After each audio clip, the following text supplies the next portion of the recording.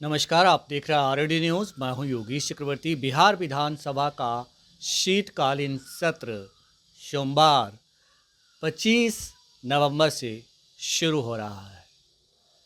इस सत्र में उपचुनाव के नतीजे के आने के बाद सबसे बड़ी पार्टी के तौर पर बीजेपी होगी, दूसरे नंबर पर आरजेडी और तीसरे नंबर पर जेडीयू नीतीश कुमार की पार्टी होगी।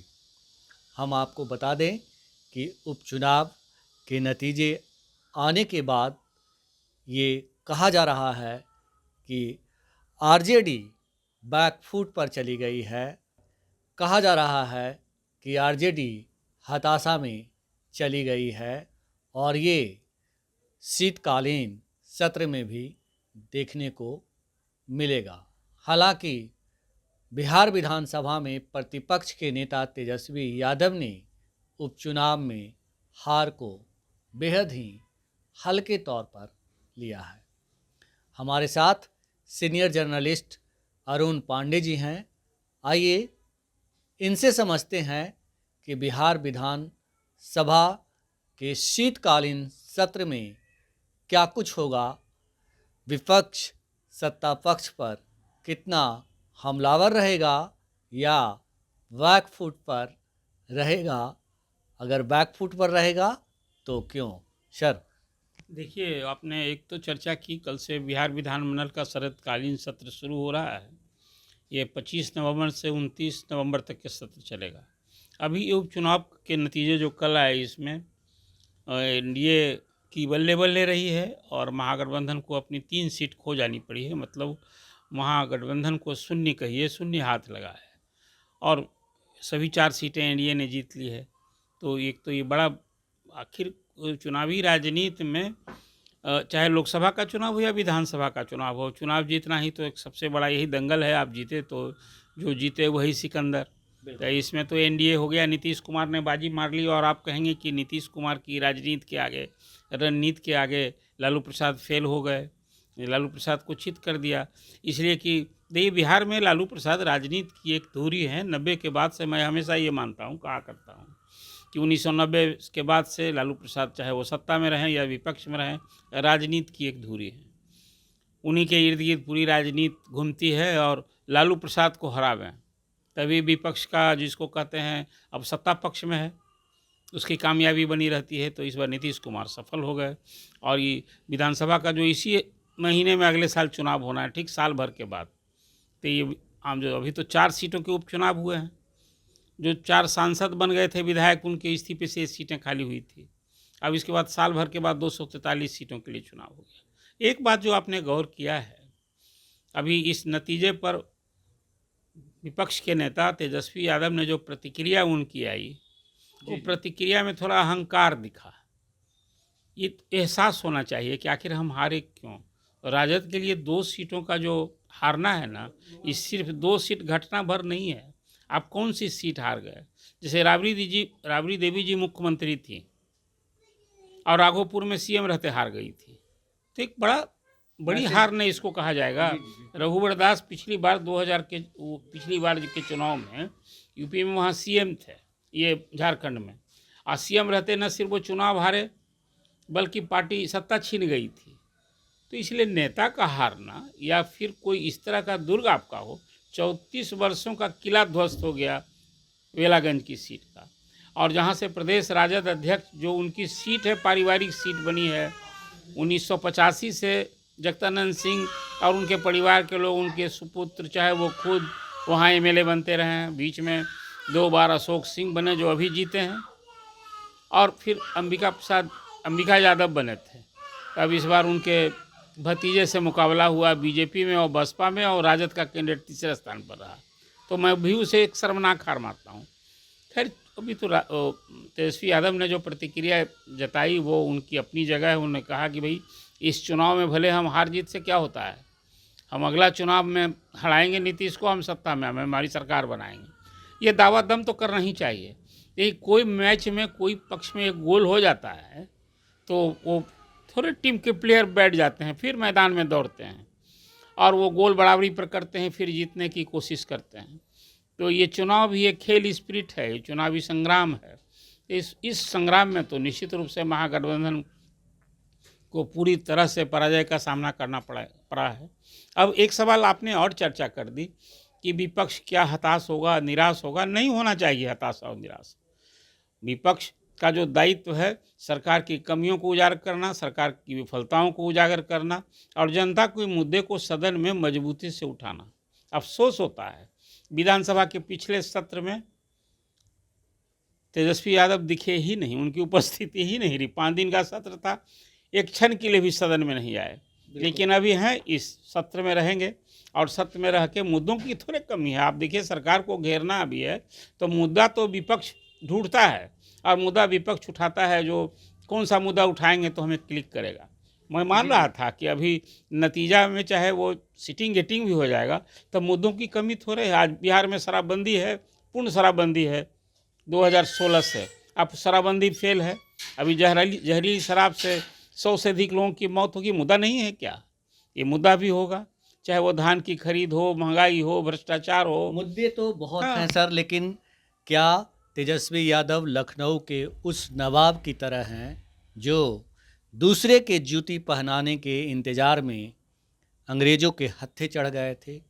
और तेजस्वी यादव भी कुछ उसी अंदाज में ये कह रहे हैं कि हम नीतीश को हराएंगे। तेजस्वी यादव नीतीश को हराने के लिए ऐसा क्या कर रहे हैं जो ये दावा कर रहे हैं? देखिए, नीतीश को हराने के लिए राजद ने तो बातें बड़ी बड़ी की। अब वो कहा कि भाई हम पार्टी को A to Z बनाएंगे। पार्टी में हम अभी तक तो MY की बात हो रही थी कि भाई जो लोग कहते हैं कि राजद के पास फिर यादव और मुस्लिम वोट बैंक है, कोर वोट बैंक है, इसका हम विस्तार देंगे। तो बात तो कहते हैं, वो इनको करना ना होगा और इस करने में जोखिम भी है। अभी तो यादव और मुस्लिम का जो समीकरण था इस चुनाव में तो वही ध्वस्त हो गया है। न राजद को यादव का समर्थन मिला तो और न वहाँ मुसलमान का समर्थन मिला। कोई 17,000 से अधिक वोट आए हैं वहाँ बेलागंज में। ये तो हार का कारण भले ही प्रशांत किशोर कह रहे हैं कि हमारे कैंडिडेट को सिर्फ मुसलमान का वोट, मुसलमान नहीं दिए हैं, औरों का वोट मिला। ये उनके स्ट्रेटजी का हिस्सा है। लेकिन प्रशांत किशोर का तो एक ही लक्ष्य है कि भाई राजद के लालटेन से हम तेल निकाल दें, मतलब मुसलमान को अलग कर दें तो राजद यूं ही ख़त्म हो जाएगा। और इसी रणनीति पर वो चल रहे हैं। वो आखिर वो चुनावी रणनीतिकार न हैं। हाँ, कोशिश की वहाँ। यदि जो इमामगंज में तो 35,000 से अधिक वोट आए हैं जनसुराज को, उसमें कहीं ना कहीं पासवान एकला चलो भी हो गया, चिराग ने भी खुला मैदान दे दिया। अब चिराग यदि गए होते और अपनी प्रतिष्ठा लगाते तो जो हार जीत हुआ, अभी दीपा मांझी वहाँ जीती हैं हम के कैंडिडेट, वो वोट बढ़ता ना। आखिर पासवान का वोट जो जनसुराज के कैंडिडेट को जो भी कटता वो मिलता किसको? वो मिलता चिराग दिला पा सकते थे। लेकिन वो अपना जो उनका खुन्नस है जीतनराम मांझी से, उनकी एक राजनीतिक प्रतिद्वंदता कहिए और ख़ासकर कोटा विदिन कोटा के सवाल पर जब दोनों के की मत भिन्नता सामने उजागर हुई है कि जीतनराम मांझी उसके पक्षधर हैं कोटा विदिन कोटा के, और चिराग पासवान जो व्यवस्था जैसे चल रही है उसी को चलाने के हिमायती हैं। लेकिन कुल मिलाजुलाकर यदि आप बात करेंगे तेजस्वी की, तो तेजस्वी प्रसाद यादव को अभी जो अपनी शैली, अपनी बोली और अपनी करनी, तीनों में लालू प्रसाद ने तो जो योगदान दिया है, जो उनकी राजनीतिक विरासत संभाल रहे हैं, तो सिर्फ अभी लालू प्रसाद के बेटे ही की अभी पहचान बनी है। अब भले वो जो अभी पिछला चुनाव हुआ ना, जिसमें अभी असेंबली में 2020 जिसमें कि राजद को जो सीटें मिली तो तेजस्वी यादव को लगा कि ये मेरे ही बदौलत मिली है। ठीक है, वो स्टार प्रचारक थे। अभी लोकसभा की चुनाव में भी 250 से अधिक सभाएं की थी। सीटें कितनी मिली? आप लड़ा था राजद 23 सीटें मिली 4। ठीक है, कांग्रेस का ग्राफ बढ़ गया, 1 से 4 हो गए वो लोग। नीतीश जी से मतलब 1/4 और नीतीश जी 3 गुना आगे हैं। इसलिए राजद को कहीं ना कहीं, मैंने आपसे बात जो कही वो सलाह तो हमको देना भी नहीं चाहिए, और सलाह मैं क्या दूंगा। लेकिन जो हो रहा है मैं देखता हूं तो मुझे लगता है कि तेजस्वी यादव का अभी लंबा जीवन है। और कुछ 2 बार तो डिप्टी CM बन गए, वो नीतीश चाचा के कारण बन गए। लोग ये मानते हैं, राजनीतिक समझ है कि नीतीश कुमार ने ही राजद को साथ किया तो राजद को राजनीतिक पुनर्वास मिल गया, नहीं तो वो सत्ता से और तो दूर हो चला था। तो आज भी जो राजद की स्थिति सुधरी है तो एक मेन लाइन में लाने में नीतीश कुमार का योगदान रहा है। जब जब बिहार में पिछड़े गोलबंद हो जाएंगे पूरी तरह तो 65% उनकी। आखिर तेजस्वी यादव जो आपने कहा कि उनको कथनी करनी में मतलब ठीक करना होगा, तो तेजस्वी यादव जो आपने कहा कि उनका बयान जो है कहीं ना कहीं अहंकार से भरा है, तो अहंकार किस बात का उन्हें अहंकार है? जब वो आपने कहा कि 2020 के विधानसभा चुनाव में जो है चिराग फैक्टर काम किया, उनका फैक्टर तो सिर्फ लोग उनके चमचे कहते हैं कि तेजस्वी फैक्टर की वजह से आरजेडी सबसे लार्जेस्ट पार्टी बिहार में बनी, लेकिन सच्चाई तो कुछ और है। आखिर जब आज उपचुनाव के नतीजे के बाद तेजस्वी यादव 2025 में जीत का दावा कर रहे हैं, तो उसके पीछे का लॉजिक क्या है सर? देखिए, एक तो है कि हमेशा विपक्ष तो बैठ नहीं ना जाएगा। जो मैंने आपसे कहा कि अब आज ये भी खेल है, खेल का मैदान है, तो इस उपचुनाव में हार गया राजद, यदि महागठबंधन को हार का सामना करना पड़ा है तो फिर आगे वाले चुनाव में उसे ये हालत नहीं रहे, हालत सुधरे, ये भरसक कोशिश होगी। तो जो मैंने आपसे बात कही है कि अपनी करनी कथनी चाल बोली शैली सब में कुछ न कहीं चेंज करने की ज़रूरत है। राजनीति में अहंकार से नहीं होता है। राजनीति में आपकी कितनी ग्राह्यता हो, आप लोग से कितना आप इंटरेक्शन करते हैं, जनता से आपका कितना जुड़ाव है, जनता के बीच आप कितना जाते हैं, कितने लोगों से आप सीधे मिलते हैं, ये बहुत सारी चीज़ें ऐसी हैं जो आज इस जो चर्चा हम लोग आज कर रहे हैं, विधानमंडल का सत्र, ये अभी उपचुनाव के नतीजे और उसका रिफ्लेक्शन, अब ये कभी राजद पर अलग से मैं जब चर्चा करूं तो आपको बताऊंगा या कि चर्चा होनी भी चाहिए क्या कि बिहार में विपक्ष को यह मुंह की क्यों खानी पड़ी, 3 की तीनों सीटों क्यों गंवानी पड़ी। एक है ये चिंता और चिंतन का विषय। अभी संसदीय लोकतंत्र में हालांकि जो पार्टी लड़ती है ये उनके लिए चिंतन का विषय है कि भाई हम हारे क्यों हारे, लेकिन जो प्रत्यक्ष रूप से देखता है वो तो दिखता है कि भाई राजद का एम.वाई भी टूट गया, ध्वस्त हो गया है। तो ये तो कहीं ना कहीं उस पार्टी के लिए जो अब तक के लालू प्रसाद की राजनीति की अभी जो एक धुरी बने हुए हैं, यही बदौलत बने हुए हैं। कभी तो जो आवाज़ बने थे, गरीबियों की आवाज़, वंचित वर्ग की आवाज़, तो लालू प्रसाद का जो एक सामाजिक न्याय की आवाज़ बने थे। आबाद के दिनों में तो भी उनके साथ उनके लालू प्रसाद के पास कौन हुआ करता था। कल आपने चर्चा में कुछ बातें कह दी कि उनकी सलाहकार मंडली में कौन है, वो क्या सलाह दे रहे हैं उससे पार्टी को, क्या यही रणनीति बनी जिसका नतीजा सामने आ गया। तो सलाहकार भी तो अपनी अपने पसंद से है, लेकिन अपनी मंडली के कारण भी उसकी छवि बनती है। बिल्कुल। अगर हम लोग विधानसभा सत्र की बात कर रहे हैं, कल कैसा देखने को माहौल मिलेगा विधानसभा के अंदर? क्या प्रतिपक्ष के नेता तेजस्वी यादव अपने पुराने अंदाज में दिखेंगे, उसी दमखम में दिखेंगे? देखिए, कल तो पहला सत्र है, कल जब शुरुआत होगी तो एनडीए के तरफ से जय श्री राम का ही नारा होगा और वहाँ तो कल एनडीए के सदस्य सत्ता पक्ष बुलंदी पर दिखेगा। हाँ, एक बात है, अभी झारखंड में महागठबंधन को बूस्टर डोज मिल गया है कि वहाँ सत्ता को फिर बचाने में वहाँ हेमंत सोरेन कामयाब हुए हैं और राजद भी वहाँ उस महागठबंधन का हिस्सा है। भले ही वो उसको आशातीत सफलता नहीं मिली हो, लेकिन महागठबंधन की जीत कहीं एक बूस्टर डोज है। जो कहा भी है तेजस्वी यादव ने कि भाई हम महागठबंधन जैसे झारखंड जीते हैं फिर बिहार भी जीतेंगे। इसलिए कल का तो जो सीन होगा, देखिए कल प्रश्नोत्तर काल नहीं होना है। कल दोनों सदनों में जो स्पीकर बैठेंगे तो सदन की कार्यवाही शुरू होगी। एक प्रारंभिक संबोधन जो एक परिपाटी रहती है वो होगा और उसके बाद जो नवनिर्वाचित 4 सदस्य हैं उनका शपथ ग्रहण होगा और फिर लगे हाथ द्वितीय अनुपूरक बजट जो पेश करने का एक जो कानूनी वो है उसको पेशी होगी कल। तो कल का माहौल जो आप यदि कहेंगे तो जो जीता है वही सिकंदर होता है। कि विपक्ष 4 सीट में विपक्ष को पूरी तरह से धूल चटा दिया है सत्ता पक्ष ने, तो कल का माहौल तो कहीं का तेजस्वी यादव उसी हौसले में दिखेंगे। हाँ, अब उनको अपने को रीबिल्डअप करना होगा और फिर मुद्दे तलाश करके सरकार को घेरेंगे वो। ये अब दूसरे तीसरे दिन से ये जो 5 दिन का हाउस है, लेकिन कल का दिन तो जो माहौल होगा मुझे लगता है कल किन बात को नारा लगाते हुए विपक्ष जाएगा। कल तो सत्ता पक्ष का दिन होगा, कल की सत्ता पक्ष कल जश्न का जो अभी लोग मना भी रहे हैं। कल आपने देखा कि नतीजे आने के बाद लोग सभी मुख्यमंत्री के यहाँ सहयोगी दल और सब लोग मिल रहे थे, बधाई दे रहे थे उनके कि आपका नेतृत्व, सशक्त नेतृत्व की बदौलत हम लोग जीते हैं। तो उसका रिफ्लेक्शन कल सदन में होगा, जहाँ 4 नए सदस्यों का शपथ ग्रहण होगा। तो कल की शुरुआत तो सच पूछे जश्न के माहौल से शुरुआत होगी, और फिर दूसरे तीसरे दिन कुछ विपक्ष का अपना जो रोल होता है वो देखेगा। लेकिन कुल मिला जुला करके फिलहाल तो अभी सत्ता पक्ष को, एनडीए को जश्न मनाने का माहौल हो गया है। अब ये बचे 12 महीने में अपने को महागठबंधन कैसे बिल्डअप करता है।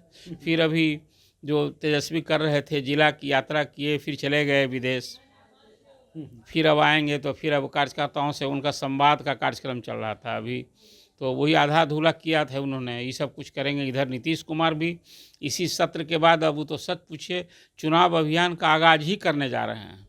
अभी मुख्यमंत्री जिलों का दौरा करेंगे। इस सत्र सब इसी कैबिनेट अप्रूव कर चुका है कि भाई 215 करोड़ रुपये खर्च होगा, और वो ये महिला संवाद करेंगे। आखिर आधी आबादी को साधना, ये नीतीश कुमार के लिए तो ये आधी आबादी के जो वोटर है बहुत काम न आया है। वो चाहे साइकिल, पोशाक की योजना हो, शराबबंदी ही बिहार में लागू की। नीतीश कुमार हमेशा कहा करते हैं कि भाई ये हम महिलाओं की मांग पर किए थे। सामाजिक कुरीति के खिलाफ भी, तिलक, दहेज के खिलाफ, अर्लियर विवाह के खिलाफ बहुत सारा अभियान नीतीश कुमार चलाए हैं। महिलाओं के शिक्षा के प्रोत्साहन के लिए भी योजनाएं शुरू की थी। तो कुल मिला जुलाकर नीतीश कुमार को लगता है कि पिछले चुनाव में जो उन्हें एक झटका लगा कि वो तीसरी, अभी भी आज तीसरी ही पार्टी है, 1 सीट बढ़ा तो 45 हुए हैं। जैसे बीजेपी 80 विधायक वाली पार्टी हो गई, और राजद है 77 विधायक वाली पार्टी हो गई। मान ले कि विधानसभा में सर जो सीटों का, विधायकों का जो समीकरण बदला है, इससे क्या फर्क पड़ेगा, किस तरह का फर्क पड़ेगा? नहीं, देखिए ये तो मैं पहले भी आपसे जो मैंने चर्चा की थी, तो ये RAD के व्यूअर्स ने इसको जाना भी है कि इस उपचुनाव से सरकार की सेहत पर कोई असर नहीं पड़ने जा रहा था। कि सरकार, ये तो और भी सरकार मजबूत हो गई। सरकार के खाते में और 3 सीटें जुट गई, और विपक्ष की 3 सीटें घट गई। और पहले ही से 6 विधायक पाला बदल के, विपक्ष के 6 विधायक पाला बदल के वो सरकार के समर्थन में वोट कर चुके हैं। तो कुल मिला जुला कर अभी तो सरकार के लिए ये और ही मनोबल बढ़ गया। 6 विधायक बिना चुनाव लड़े और यूं ही समर्थन करने हैं, हाउस में बैठ रहे हैं, और अब 3 विधायक और साथ में मिल गए हैं। तो नीतीश कुमार के लिए तो और ताकत बढ़ गई है अभी। तो ये रिफ्लेक्शन तो यही है कि जहाँ एक खेला होगा, आपको याद होगा वो सत्र में ही जुमला था तेजस्वी का कि अब नीतीश जी पाला बदल के सरकार भले बना लिए हैं, अभी खेला बाकी है। तो लग रहा था कि सत्ता पक्ष के विधायक टूटकर इनके पास आएंगे। वो हाउस में ठीक उल्टा हो गया कि मोकामा की विधायक, सुजगढ़ा के विधायक, कई विधायक पाला बदल लिए। वो सचमुच में उस दिन एक अजीब सा सीन देखने को मिला था। तो अभी जो आप बात कहेंगे, अभी इस सत्र में, अब यही तो मैंने कहा कि जब चुनाव नज़दीक आता है तो ये पाला बदल का खेल शुरू हो जाता है। चाहे कुछ इधर से उधर गए, उधर से इधर आए। तो अभी तो सत्ता पक्ष के किसी ने पाला नहीं बदला है इधर आने का। एक आध है बागी, लेकिन साहस नहीं किया। हाँ, साहस नहीं, एक आध तो बागी बने हुए हैं जो उस सत्र में विपक्ष का ही साथ दिया था। लेकिन अभी खुले तौर पर अभी वो नहीं आया है। और जिन विधायकों ने पाला बदला है विपक्ष का, वो उनकी मेमोरी समाप्त करने के लिए आवेदन स्पीकर के यहाँ लंबित पड़ा है। वो भी नहीं है, कानून नहीं है, करना उन्हीं को फैसला है, उसकी कोई समयावधि तय नहीं है। तो कुल मिला जुला कर अभी सब कुछ खेला नीतीश के हाथ में, राजनीति नीतीश के हाथ में, और नीतीश कुमार तो भारी पड़े ही ना। इसलिए मैंने कहा कि इस पूरे चुनावी परिदृश्य में नीतीश कुमार ने लालू प्रसाद को चित कर दिया, ये तो कहा ही जाएगा। बिल्कुल। तो बिहार में एक बार फिर नीतीश कुमार ने खुद को बिहार की सियासत का चाणक्य साबित किया है। उपचुनाव में चारों सीटों पर एनडीए का विजय पताका फहराकर उन्होंने अपना दमखम दिखाया है, और इसके साथ ही जो भी एनडीए के सहयोगी दल हैं वो नीतीश के नेतृत्व को स्वीकारने को मजबूर हैं और स्वीकार रहे हैं। वहीं आने वाले विधानसभा सत्र में जो है विपक्ष वो बैकफुट पर दिखेगा, इसमें कोई दो राय नहीं। फिलहाल इतना ही। आप हमें फेसबुक पर फॉलो करें, यूट्यूब पर सब्सक्राइब करें, लाइक करें, शेयर करें और कमेंट्स कर अपना महत्वपूर्ण विचार और सुझाव जरूर दें। धन्यवाद।